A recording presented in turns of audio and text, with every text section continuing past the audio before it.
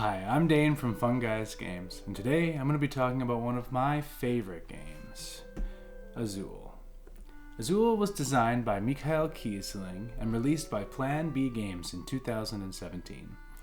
It is a great 2 to 4 player tile placement game where the goal is to simply score more points than your opponents. With minimal components and an easy setup, this is the game I use to introduce my partner into the world of designer board games. With an extremely fun and interesting gameplay mechanic, this game will always have a place in our collection. It looks beautiful, and we often bring this out when friends or family are around. So AZUL is a very easy setup game in a great way. It's a nice game to bring around friends and family. It's very, very easy to get started. So you start off with your rule book. It's got the beautiful colors, nice to have around. And then moving on, we have a 2 to 4 player game. You have 4 of the player mats. So each player gets one where they'll play their game on. And next we have the starting player tile. We have the 4 scoring trackers for each player. We have the nice AZUL grab bag with 5 of the different tiles of each color. And lastly, we have the factory tiles, which the game will be played on. And those consist of 9 tiles. And yeah, that is basically the components for AZUL. You can get started right away. So each player will take one of the player boards, and everybody else will take another one for themselves. You'll start by placing one of your scoring track markers on the 0 in the top left corner of the board. For a 2-player game, you're going to want to set up 5 of the different factory tiles, kind of in a circle like this, and place the starting player tile in the center of the circle. For a 3-player game, you're going to want to set up 7 of the factory tiles in a circle, so a bit of a bigger playing surface. And you set them up like this, and then you will place the number 1 player tile in the center of the circle as well. And finally, for a 4-player game, you're going to use all 4 of the 9 factory tiles to create a large circle like so. And when you have them all laid out, you're going to want to place the starting player tile in the center of the circle, just like all the other ones. And that is how you get set up for the start of the game. Okay, so now we're getting into the meat of the game. This is where you take 4 random tiles from the grab bag and you place them on each one of the corresponding tiles. It goes in an order of rounds, so the first player to start is the last player that's been to Portugal, which is a nice little touch in the rulebook that they've added. And I always go last, so that's fine. Each player takes tiles off the factory tiles and pushes them into the middle, and till all the factory tiles are empty, and that's when the round is ended.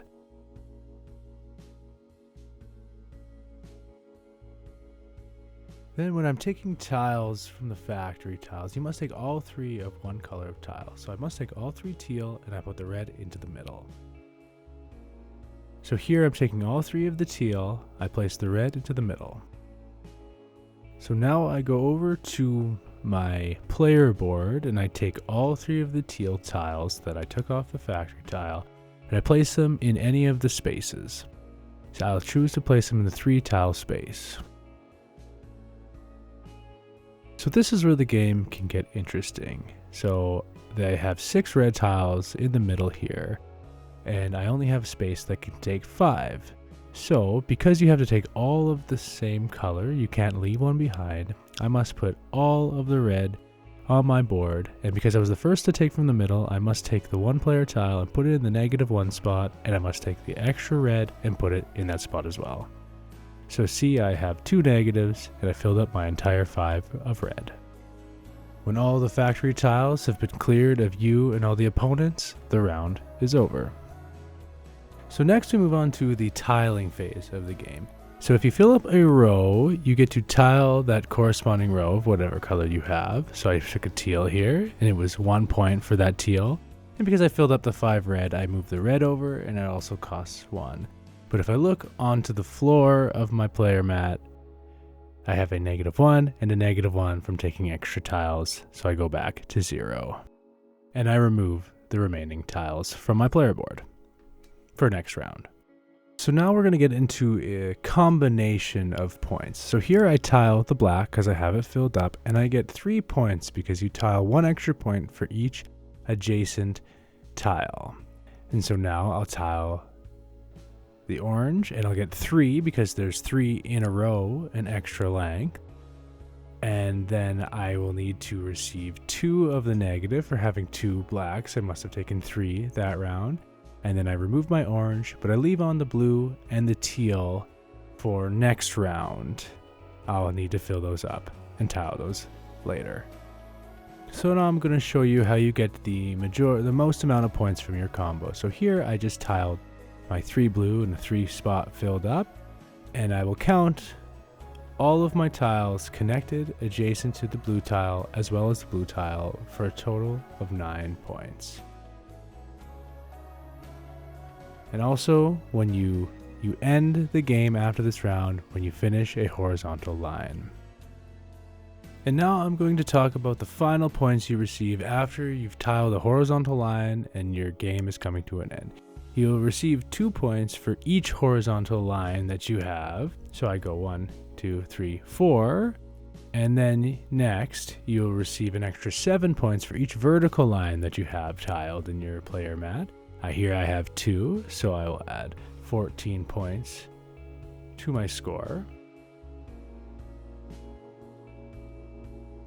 And finally, for the last extra points, it's for every color I have that is the same. So if I get all 5 of one color, I get an extra 10 points. So here I just have teal, so I get an extra 10 points for having all 5 teal. And that is my final score. So that's AZUL. I hope you learned something from my little tutorial, how to play. It's a really fun game. We love it around the house here. It's easy to pick up, easy to set up, easy to take down. We always bring it over to friends, places, everywhere we go. And this is Dane from FunGuysgames, and just remember, dice guys finish last.